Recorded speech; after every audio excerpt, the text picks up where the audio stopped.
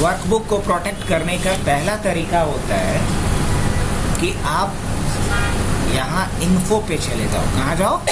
Info पे चले जाओ। होम टैब में इन्फो दिखाई देगा और यहाँ आपको एक ऑप्शन दिखाई देगा प्रोटेक्ट वर्कबुक का। क्या दिखाई देगा? प्रोटेक्ट वर्कबुक का। Process number 1, method number 1। और यहाँ से क्या चूज कर लो? Protect current worksheet. जो नहीं करना है हमें, यहाँ से चूज क्या करना है? Encrypt document. ऐसा करके आ रहा है क्या ऑप्शन? अगर मुझे यहाँ कहीं ऑप्शन क्या दिखाई देगा? इनक्रिप्ट का। इनक्रिप्ट विद पासवर्ड है, बस इसी ऑप्शन का तलाश था। यहाँ जाएंगे और यहाँ पासवर्ड आप लगा सकते हो। जैसे मैंने यहाँ पासवर्ड लगा दिया 123 हमने पासवर्ड डाल दिया है। अब मैं इसको सेव किया पासवर्ड लगाने के बाद, और क्या कर लूँ इसे? एक बार क्लोज कर लेता हूँ। नेक्स्ट टाइम जब भी हम इस वर्कबुक को ओपन करने जाएंगे तो फर्स्ट ऑफ ऑल ये हमसे क्या पूछेगा? पासवर्ड। अगर हम पासवर्ड इनवैलिड डाल देते हैं क्या ओपन होगा? नहीं। ये तरीका तो आता होगा आप लोग को पहले से भी, क्या सीखा है ना? 1 2 3। अब हमने बोला था कि एक से अधिक तरीका होता है इसको लॉक करने का। अच्छा, मान लो ये जो मैंने लॉक कर दिया, इसमें तो है कि कोई मेरा फाइल देख भी नहीं सकता है, चेंज भी नहीं कर सकता है। क्या ऐसा नहीं कर सकते कि कोई फाइल देख तो सके लेकिन उसको चेंज ना कर सके? क्या ऐसा किया जा सकता है? नहीं, वर्कशीट को नहीं, हम फाइल ही की बात कर रहे हैं। अभी वर्कशीट पे आए कहाँ है? तो ऐसा करने के लिए मुझे सेव एज पे जाना पड़ेगा, और सेव एज में एक ऑप्शन आता है आपका, देखना यहाँ पे टूल्स। क्या आता है? टूल्स। और इसमें एक ऑप्शन होता है जनरल ऑप्शन। क्या ऑप्शन होता है? General option. यहाँ जब जाओगे तो देखो यहाँ दो चीज़ें दिखाई दे रही होगी, password to open, password to modify. Password to open, password to modify. Password to modify हम कुछ अलग डाल देते हैं, पासवर्ड टू ओपन अलग डाल देते हैं, और क्या कर देंगे? ओके। अब ये कह रहा है पासवर्ड टू मॉडिफाई, दोबारा डाल देते हैं और क्या कर देते हैं इसके बाद? ओके। अब जब इस फाइल को कोई ओपन करेगा तो इससे पूछेगा कि मॉडिफाई करना है तो अलग पासवर्ड डालो, अगर सिर्फ रीड ओनली मोड में चाहिए आपको ये फाइल तो सिर्फ एक पासवर्ड डालो, ओपन वाला। अब चलो ट्राई करते हैं इसको। वापस से फाइल पे आ जाते हैं और फाइल पे आकर के इस फाइल को हमने क्लोज कर दिया। अब नेक्स्ट टाइम जब भी ये फाइल ओपन करने जाएंगे हम, तो मेरे से क्या मांग रहा है ये?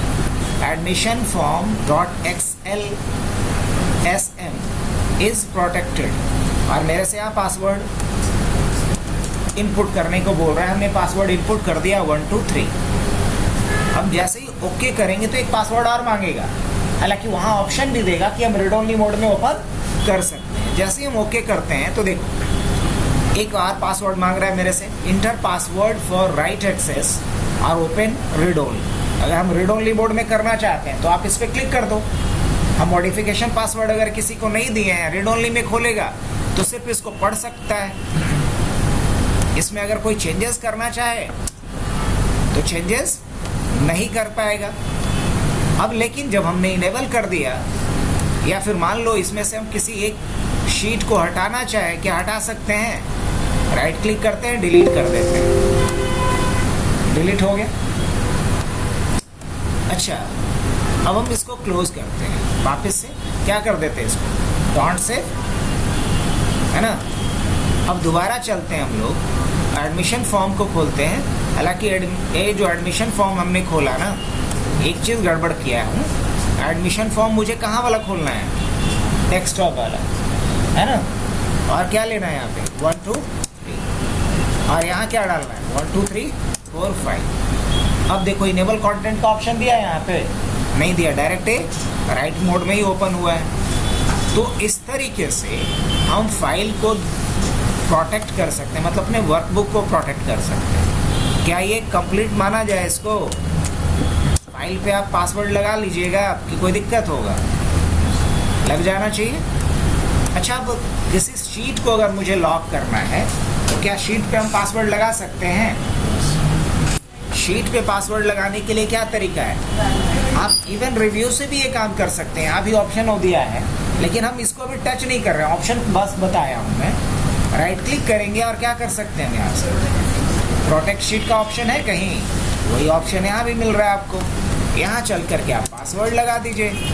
अब बताइए इस शीट में हम कोई चेंजेस कर सकते हैं। मान लो ये मैं डिलीट करना चाहूँ, करने दे रहा है, कह रहा है the cell or chart you are trying to change is on a protected sheet, to make a change on protect sheet. या फिर क्या कह रहा है ये, you might be requested to enter a password. अगर आप चेंजेस करना चाहते हो तो शायद आपसे पासवर्ड भी मांग सकता है, हम आगे गए।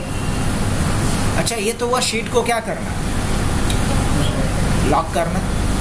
अच्छा इस शीट में कोई काम कर सकते हैं, नहीं इस शीट में तो नहीं कर सकते। कुछ एंट्री करके देखें, एंट्री भी नहीं कर दे रहा है। क्या दूसरे शीट में कर सकते हैं एंट्री, हाँ देखो यहाँ कर सकते हैं, क्योंकि ये लॉक नहीं है। अच्छा ठीक है, अगर इसमें दोबारा एंट्री करना होगा तो राइट क्लिक और क्या कर लेंगे यहाँ से, अनप्रोटेक्ट शीट, और जो पासवर्ड था वो पासवर्ड आप डाल दीजिए। तो ये हुआ लॉक अनलॉक करना। वर्कबुक को प्रोटेक्ट कर चुके हम लोग, बोलेंगे हाँ एडिट भी हो पा रहा है कि नहीं, हो पा रहा है। अब हमें वर्कशीट को लॉक करना था, क्या हमने कर लिया, क्या बोलेंगे, हाँ ये भी हो चुका है। अब मुझे किसे लॉक करना है, किसी सेल को लॉक करना है। क्या किया जा सकता है, अब सेल को लॉक करने के लिए केस हम समझ लेते हैं तो ज़्यादा बेहतर रहेगा। केस क्या है कि हमारे पास कुछ स्टूडेंट का डिटेल है, जैसे नेम है, क्या है, नेम है, उसका फ़ोन नंबर है और उसका क्या है, मार्क्स हो सकता है। अब हम यहाँ से कुछ ऐसा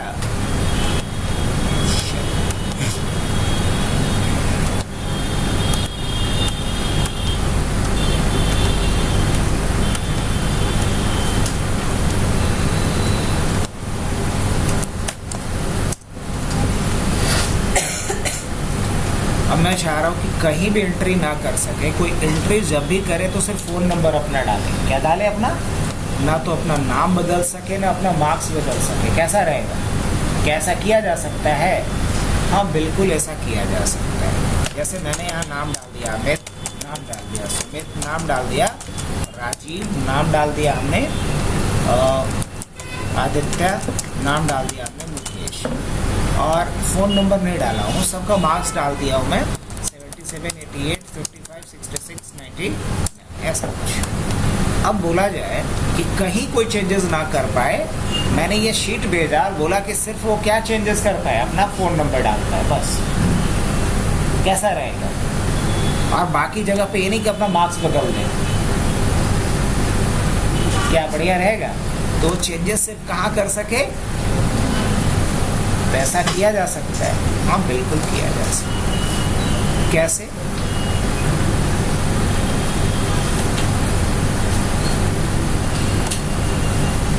इसके लिए हम सबसे पहला काम क्या करेंगे, इस पूरे रेंज को सेलेक्ट कर लेंगे। रेंज को सेलेक्ट करने के बाद हम जाएंगे रिव्यू पे, और यहाँ अलाउ एडिट रेंज करके एक ऑप्शन है, इस पर क्लिक करें और क्या करना है, इस पर न्यू पे चले जाना है। यहाँ रेंज है ही, रेंज के लिए कोई पासवर्ड लगा दें, हाँ रेंज के लिए पासवर्ड लगा देते हैं। पासवर्ड चलो मान लो ABC लगा दे रहे हैं, क्या लगा दिए, ABC लगा दिए। अब दोबारा लगा देते हैं, क्या डाल देंगे, ABC। अब ये कह रहा है कि ये काम तभी करेगा जब शीट हमारा क्या होगा, प्रोटेक्टेड होगा। तो हम क्या कर लेते हैं, प्रोटेक्ट शीट पे क्लिक कर लेते हैं और शीट पे प्रोटेक्शन हम लोग लगा देते हैं। वापस हो गया। अब अगर हम यहाँ डेटा में कोई चेंजेस करना चाहें कर पाएंगे, जैसे हम इसको 99 करना चाह रहे हैं, नहीं करने दे रहा है। अच्छा कोई अपना नाम बदल करके कुछ और कर देना चाह रहा है, क्या कर पा रहा है, ये नहीं कर पा रहा है। क्या इसको बदल पा रहा है, नहीं बदल पा रहा है, लॉक है ये। सिर्फ बदल कहाँ सकता है यहाँ, और यहाँ भी जब बदलेगा तो उससे क्या मांगेगा, पासवर्ड। क्या मांगेगा, पासवर्ड। देखा जाए तो इसके लिए क्या करना पड़ेगा, इसके लिए करना ये पड़ेगा कि अब जैसे ही यहाँ जाएगा अपना फ़ोन नंबर डालने, देखना तो इससे क्या मांगेगा पहले, पासवर्ड। अगर इसने पासवर्ड यहाँ पे डाल दिया, जो भी पासवर्ड मैंने इसको बता करके रखा है, अब अपना फ़ोन नंबर यहाँ पे ये एंटर कर सकता है।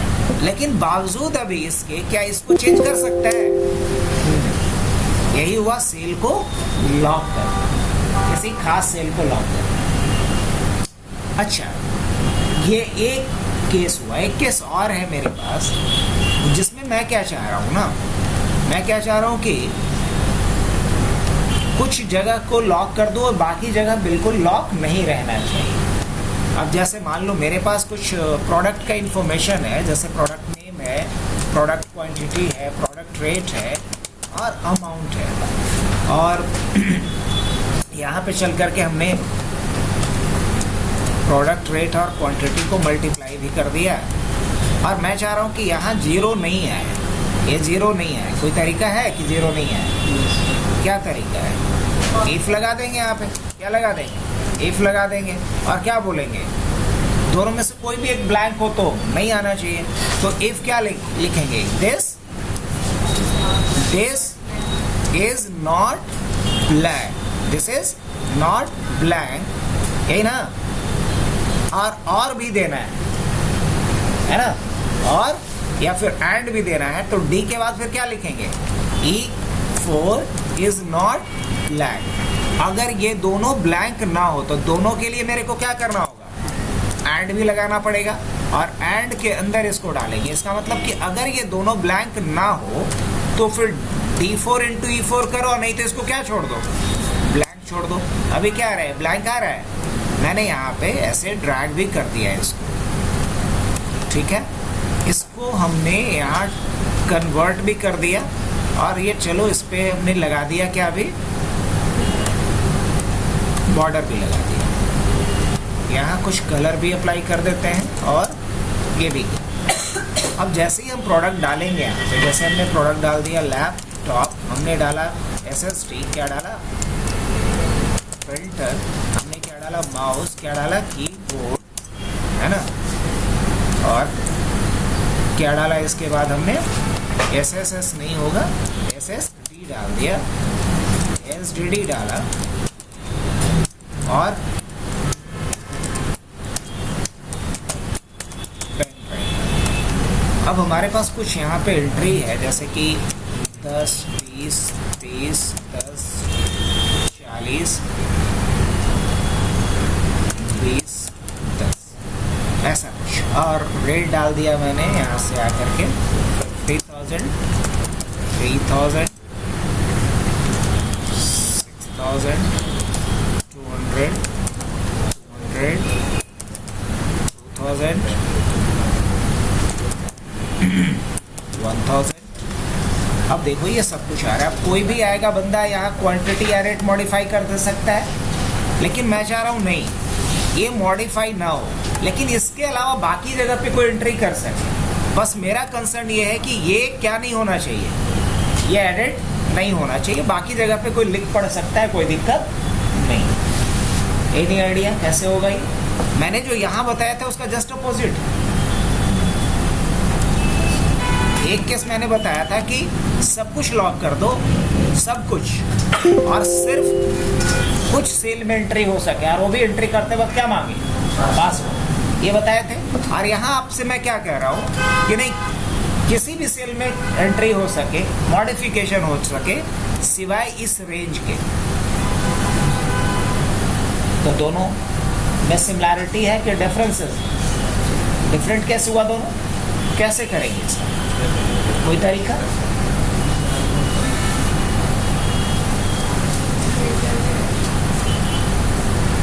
बताओ, सबसे तेज तैरार ऐसा करी है कि नहीं करी?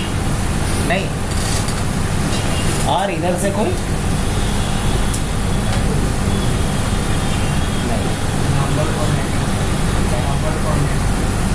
अभी बात किसके चल रहा है, लॉक का ना, प्रोटेक्ट का। तो हम नंबर फॉर्मेट पे क्या करने जाए?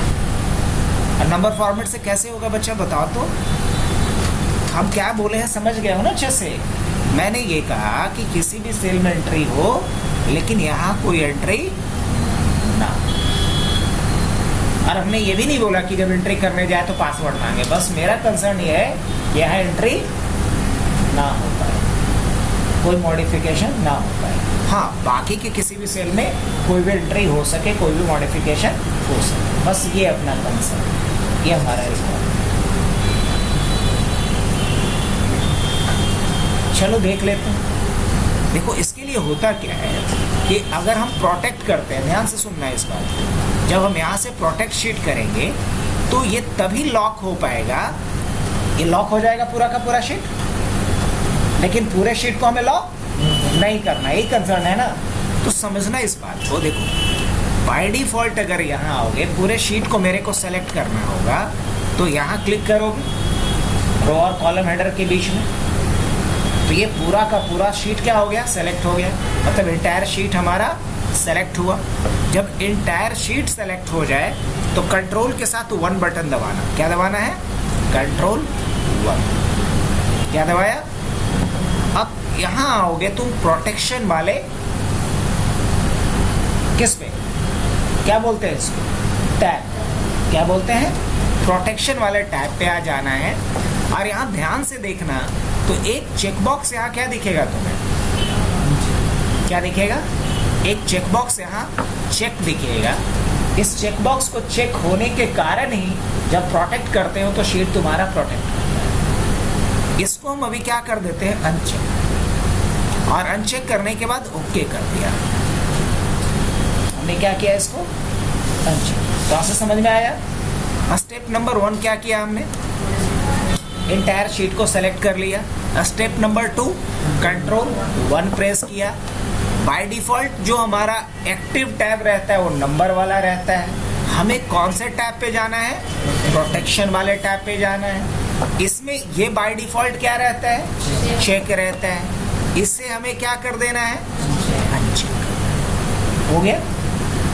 अब इसके बाद हमें इस एरिया को, मतलब ये जो सेल रेंज है इसको लॉक कर, अच्छा चलो अभी पहले दिखा देते हैं। राइट क्लिक किया हमने, प्रोटेक्ट शीट पे गए और हमने यहाँ आकर के पासवर्ड कुछ लगा दिया।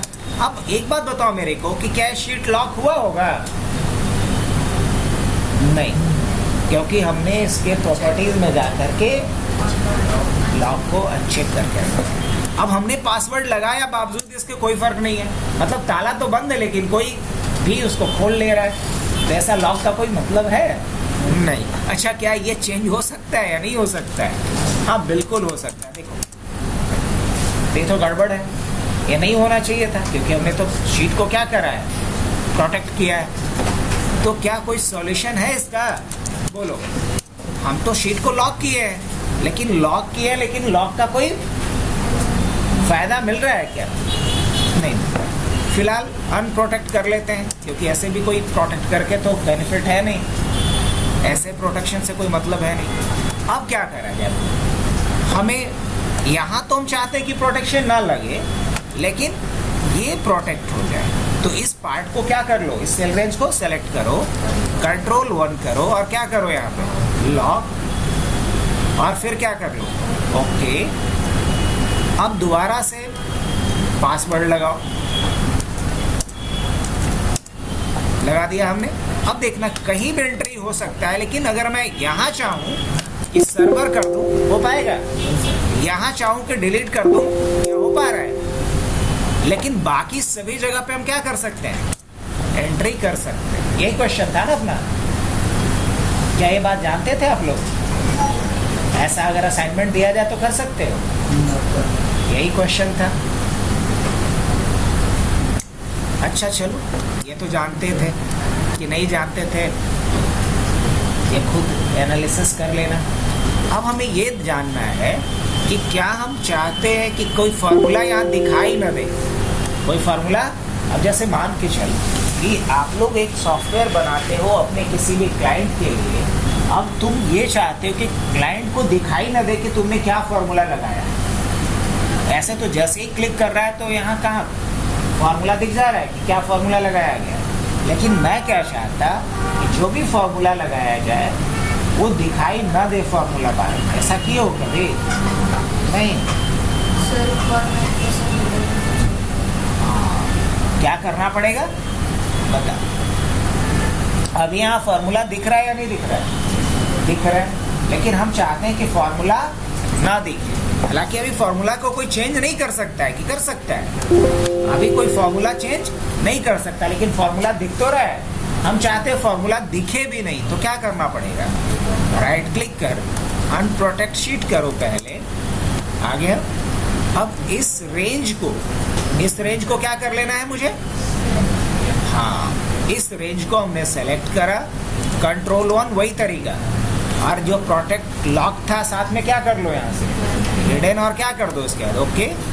अब उसके बाद क्या करो, यहाँ से प्रोटेक्ट शीट लगाओ और डाल दो यहाँ पे। अब देखो, जब हम यहाँ क्लिक कर रहे हैं फॉर्मूला बार में कुछ भी दिख रहा है? दिख रहा है?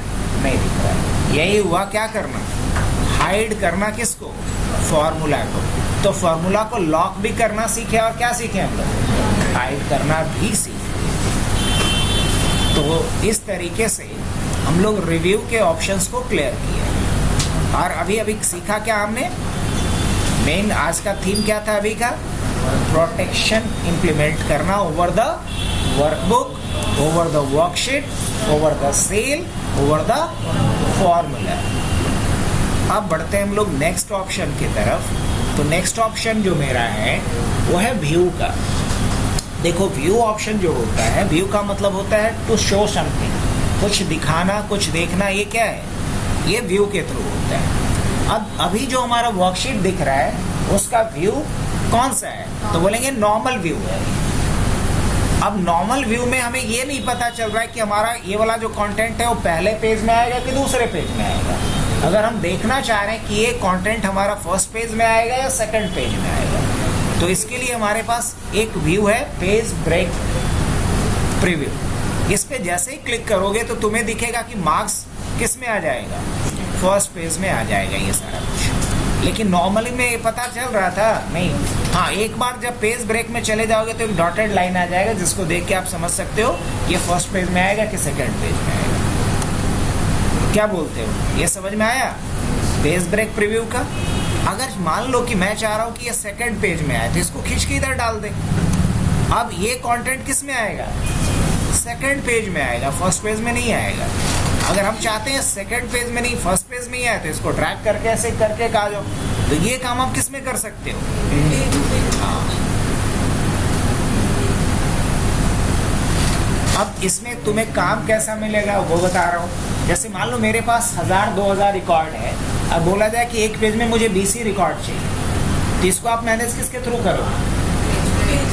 पेज ब्रेक प्रीव्यू के थ्रू। किसके थ्रू करेगा?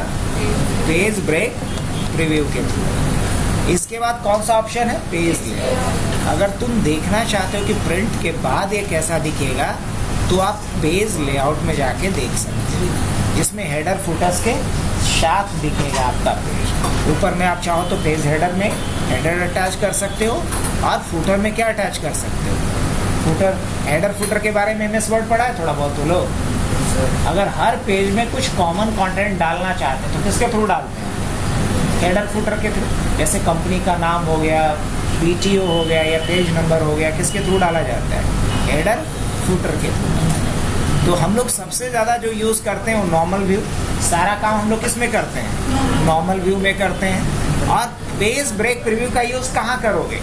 जब आपको प्रॉपरली ये एलोकेट करना हो कि कितने नंबर ऑफ कॉलम्स या कितने नंबर ऑफ रिकॉर्ड्स एक पेज में मेरे को चाहिए, तो इस चीज़ को आप मैनेज कर सकते हो सिर्फ किसके थ्रू?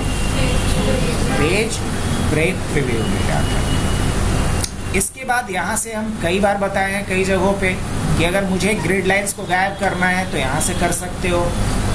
अगर मुझे फॉर्मूला बार कभी गायब मिल जाए और मुझे ज़रूरत है उसकी, तो हम किससे ला सकते हैं? व्यू में जाके ला सकते हैं। कभी हेडिंग्स गायब हो जाए, जैसे ABCD और 1 2 3 दिखाई न दे, तो लोग को लगेगा कि एक्सेल ख़राब हो गया है मेरा।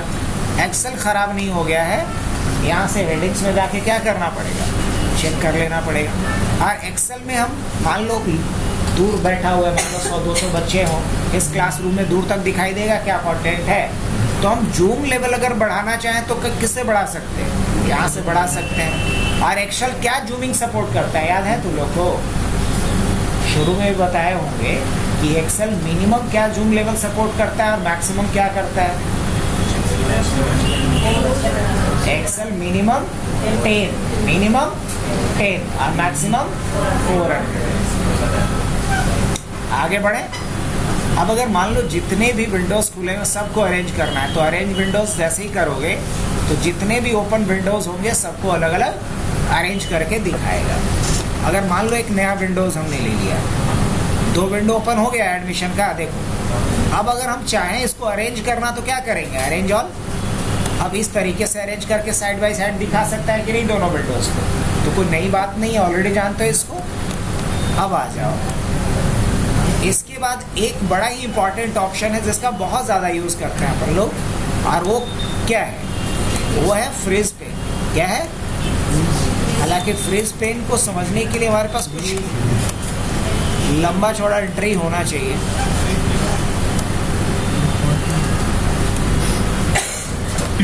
देखो, फ्रीज पेन को समझने के लिए हमारे पास कुछ एंट्री ज़्यादा होना चाहिए, तो हम इसी एंट्री को क्या कर लेते हैं,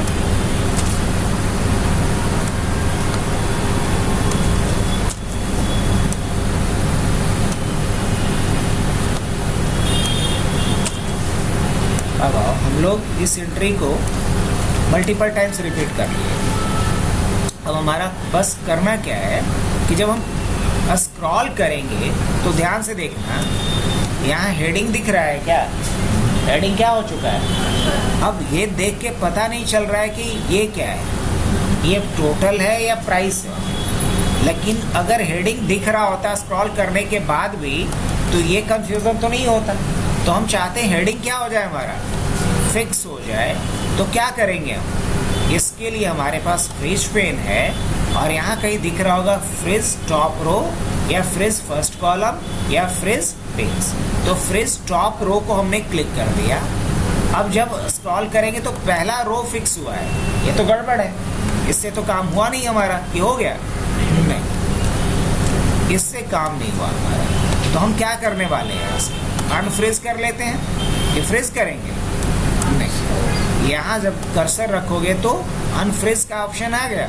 अब मुझे फ्रीज करना है तो फ्रीज यहाँ से करना है, तो मैंने यहाँ कर्सर रखा और फ्रीज पेन पे क्लिक कर दिया। अब देखो यहाँ पे एक लाइनिंग जैसा कुछ बना हुआ दिख रहा है। अब जब भी स्क्रॉल कर रहा हूँ तो सारा रिकॉर्ड तो स्क्रॉल हो रहा है, लेकिन ये हेडिंग स्क्रॉल हो रहा है नहीं। तो फ्रीज पेन इस तरीके से यूज़ किया जाता है। फ्रीज का मतलब ये क्या होता है, जमा देना, फिक्स कर देना।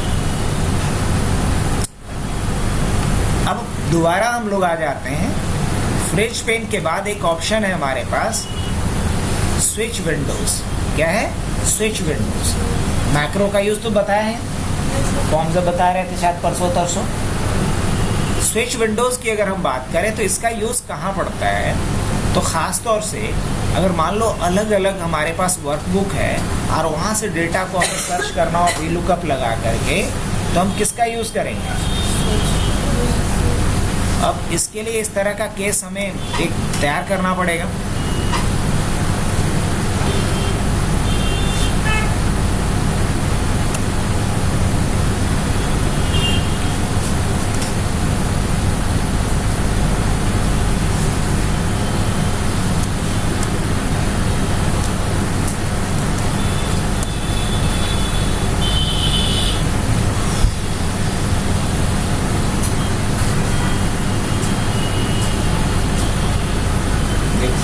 यहाँ आते हैं हम लोग और क्या करते हैं, अभी मूव और कॉपी कर लेते हैं। क्या कर लेते हैं, मूव और कॉपी। और इसको हम कहीं दूसरे वर्कबुक में डाल देना है, तो न्यू वर्कबुक ले लेता हूँ मैं, क्रिएट और कॉपी कर लेता हूँ। ये तो सबको पहले ही बताया होगा।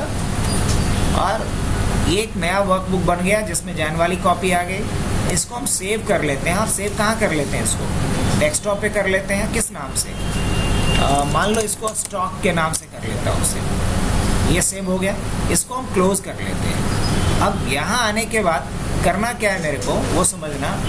यहाँ आ गया आखिरी में, और मैं बोलूँ कि मुझे यहाँ अगर सेल्समैन का नाम लिखूँ, क्या लिखो, सेल्समैन का नाम लिखो, तो उसका मुझे टोटल सेल मिल जाए। क्या मिल जाए उसका मुझे, टोटल सेल, लेकिन वो यहाँ नहीं है, एक दूसरे वर्कबुक के अंदर है। क्या मिल जाए? टोटल सेल मिल जाए। क्या ऐसा किया जा सकता है? तो इसमें दिक्कत क्या है? दिक्कत बस ये है कि सेल्समैन और टोटल ये जो डेटा है हमारा इस वर्कबुक में नहीं है, बल्कि एक दूसरे वर्कबुक में है। अब सेल्समैन में मान लो मैंने डाल दिया है मुकेश, अब मैं चाह रहा हूँ उसका टोटल सेल मेरे को बताओ, और वो टोटल सेल है कहाँ? वो टोटल सेल यहाँ पे है। वो कहाँ पे है? यहाँ पे है, दिख रहा है? यहाँ पे है ना। इसको हम फिलहाल क्या कर लेते हैं? बंद कर लेते हैं। क्या लिखना पड़ेगा मुझे? वे लुकअप। अब ये क्या कह रहा है? Lookup value. तो लुकअप वैल्यू तो यही डालेंगे, लेकिन मेरे से क्या मांग रहा है? Table array. अब कैसे दें बता टेबल एरे?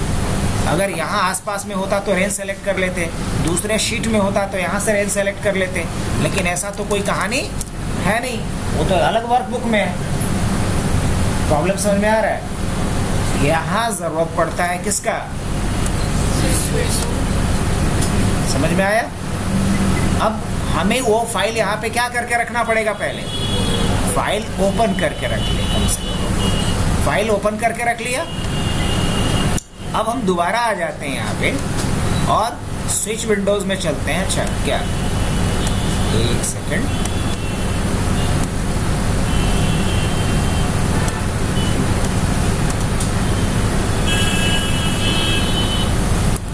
इसको पहले हटा देते हैं। ये ओपन हो गया। अब हमारे पास टोटल एक्सेल का कितना फाइल ओपन है? एक एडमिशन फॉर्म, एक स्टॉक। अब हम कहाँ फॉर्मूला लगाना चाह रहे थे? फॉर्मूला लगाना चाह रहे थे एडमिशन फॉर्म में, यहाँ पे लगाना चाह रहे थे। क्या लिखेंगे हम? वे लुकअप। लुकअप वैल्यू क्या होगा? दिस। और उसके बाद पूछेगा टेबल एरे। तो टेबल एरे में क्या करेंगे? हमें स्टॉक पे चले आना है। हमने स्टॉक पे आया, अब स्टॉक वाला वर्कबुक हमारा एक्टिव हो गया, और यहाँ से क्या उठा लेना है मेरे को? ये पूरा रेंज उठा लेना है। अब ये क्या पूछ रहा है मेरे से? कॉलम इंडेक्स नंबर क्या डालेंगे? कॉलम इंडेक्स नंबर 4 डालेंगे। एग्जैक्ट मैच के लिए क्या ले लेंगे? 0। अब आके देखो, क्या मुकेश का यही था सेल? और मान लो मुकेश के अलावा कोई और अगर सेल्समैन होगा तो एक बार चेक कर लेते हैं। हाँ, राजू है, मोहित है, मोहन है, बहुत सारा है। तो अगर आकर के मैं यहाँ पे डालता हूँ राजू, क्या चेंज हो रहा है? क्या मोहन डालने पे चेंज हो रहा है? तो बताओ, ये समझ में आया स्विच विंडोज का क्या यूज़ है? माइक्रो का यूज़ ऑलरेडी जानते हो आप लोग। अब बाकी क्या रहा? डेवलपर्स। क्या बाकी रहा? डेवलपर्स का भी एक ऑप्शन हमने यूज़ किया है। वो क्या यूज़ किया है? मैक्रो का यूज़ किया है। अब डेवलपर का एक ऑप्शन और यूज़ कर सकते हो अगर आप चाहो तो, हालांकि वो तब यूज़ करोगे जब आप पढ़ोगे एडवांस लेवल पे कोडिंग, जब सीखोगे एक्सेल का तो। और वो है क्या? तुम्हारा टूल। अब जैसे कि बोला जाए कि हमें एक फॉर्म डिज़ाइन करना है और उस फॉर्म में हमें रेडियो बटन का यूज़ करना है। रेडियो बटन समझते हो?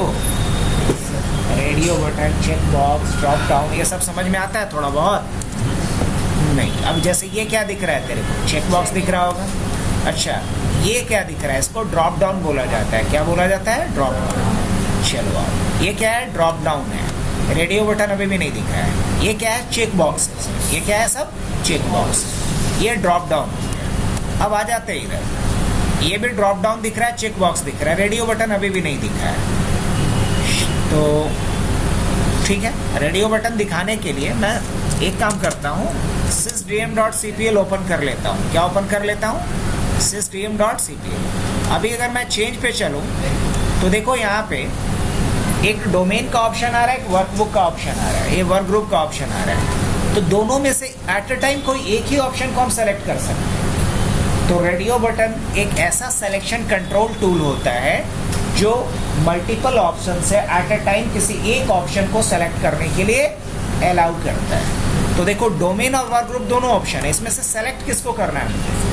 अब अगर ज़रूरत मुझे वर्क ग्रुप की है तो हम वर्क ग्रुप को सेलेक्ट करेंगे, अगर ज़रूरत डोमेन की है तो हम डोमेन को सेलेक्ट करेंगे। तो फिलहाल किसी एक ही को हम सेलेक्ट एक बार में, तो इसको क्या बोला जाता है? Radio button. और ये जो है इसको बोला जाता है टेक्स्ट बॉक्स या एंट्री बॉक्स। क्या बोलते हैं इसको? Entry box. और ये क्या है? बटन। ये क्या है? बटन है। ये क्या है? बटन है। ये क्या है? टैब है। और ये पूरा क्या कहलाता है? डायलॉग बॉक्स कहलाता है। तो अगर मुझे इस तरह का कुछ रेडियो बटन, चेक बॉक्स ले करके एक फॉर्म डिज़ाइन करना है तो हमें किसकी आवश्यकता पड़ेगी? ये फॉर्म कंट्रोल दिखाई दे रहा है तुम लोग को? देखो इसमें बटन भी है, इसमें कॉम्बो बॉक्स भी है जिसको ड्रॉप डाउन बोलते हैं, चेक बॉक्स भी है, रेडियो बटन भी है, बहुत सारी चीज़ें हैं या नहीं है? तो अगर हमें कोई फॉर्म डिज़ाइन करना है इस तरीके का तो हम लोग किसका इस्तेमाल कर सकते हैं? डेवलपर्स। लेकिन नटसेल में अगर मैं बताऊं कि डेवलपर ऑप्शन का मेनली यूज़ किसको पड़ता है? जिसको कोडिंग करना हो। जिसको क्या करना हो? कोडिंग करना हो। कोडिंग आप लोग को नहीं सीखना है। हाँ, जिसको कोडिंग करना होता है उसके लिए डेवलपर ऑप्शन गिवन है। लेकिन फिर भी एक प्रोजेक्ट हम करेंगे जिसमें हमें इन सब का यूज़ करके एक फॉर्म डिज़ाइन करें। क्या कर लें? एक फॉर्म। अब जैसे देखो ना, यहाँ से मैं आया और यहाँ आकर के हमने एक ले लिया तो हमें क्या दिखाई दे रहा है? यहाँ रेडियो बटन दिखाई दे रहा है। क्या दिखाई दे रहा है? रेडियो बटन दिखाई दे रहा है। हो रहा है ये चेक? अब उसी तरीके से मान लो एक और रेडियो बटन मेरे को चाहिए, क्या हम ऐसा कर सकते हैं? बिल्कुल कर सकते हैं। अब देखो, अब दोनों में से कोई एक सेलेक्ट हो रहा है। अब मेल और फीमेल का इस तरह का रेडियो बटन एक फॉर्म में हम दे सकते हैं कि नहीं दे सकते? तो एक फॉर्म जब डिज़ाइन करना हो तो उसमें सबसे ज़्यादा इसका यूज़ जो होता है radio button, check box, combo box, इन सब का। अब इसमें कोई ऑप्शन बचा नहीं है। अगर इम्पॉर्टेंट की बात करें तो अब तुम लोगों को एक्सेल में अगर शॉर्टकट पता है, क्या पता है? इम्पॉर्टेंट अगर आपको शॉर्टकट पता है तो उसके बाद इसके इम्पॉर्टेंट फीचर्स को बस याद कर लेना। इसके कुछ इम्पॉर्टेंट, पहले हम बात किसकी कर लेंगे? शॉर्टकट्स की। तुम लोगों को कभी बताया एक्सेल का इम्पॉर्टेंट शॉर्टकट्स? किए हो या नहीं किए हो? हाँ कि ना? अगर किए हो तो ठीक है, और नहीं किए हो तो इम्पॉर्टेंट शॉर्टकट्स पहले कर लेना चाहिए, है ना? और शॉर्टकट्स के बाद फिर क्या देखेंगे हम लोग? शॉर्टकट के बाद कुछ इम्पॉर्टेंट फीचर्स को एक बार रिवाइज कर लेंगे। आप देख लेना कि इम्पॉर्टेंट फीचर्स तुम लोग को आता है या नहीं। और उसके बाद हम लोग क्या करेंगे? प्रोजेक्ट्स करेंगे। मैंने बोला भी है कि 14 तारीख तक का समय दे रहे हैं सिर्फ किसके लिए? एक्सेल के प्रोजेक्ट्स के। 16 तारीख से हम लोग फिर नया टॉपिक करेंगे, चाहे पावर पॉइंट हो या MS वर्ड। क्या? तो चलो आज के लिए इतना ही रखें। हाँ तो ठीक है, पहले में बता देंगे फाइलिंग। इसको बीच में छोड़ दें, अब इसको पहले कंप्लीट कर दें, फिर कर दें, नहीं तो वो भी बाकी रह जाए। शॉर्टकट्स बताएं हैं तो लोगों की नहीं बताएं? नहीं बताएं। तो हम लोग मंडे को क्या कर लेते हैं? मंडे को सारा इंपॉर्टेंट शॉर्टकट्स देख लेंगे और डेवलपर का यूज़ करके एक फॉर्म डिज़ाइन कर लेंगे। 2 काम सीख लेंगे। इसी बहाने एक प्रोजेक्ट भी हो जाएगा।